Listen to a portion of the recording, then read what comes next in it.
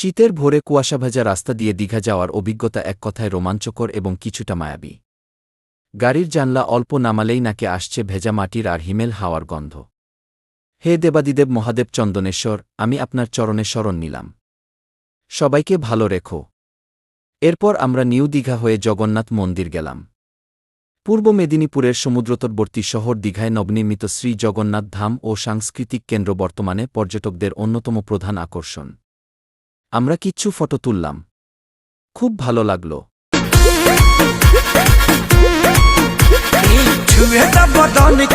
देखो ना कटन के चादरा बिछा दिहनी बलम जी मन पिघला दिहनी पलंग पर झुलुहा झुला दिहनी परियार बट बेडिया फान के फान के फान के टूट जाए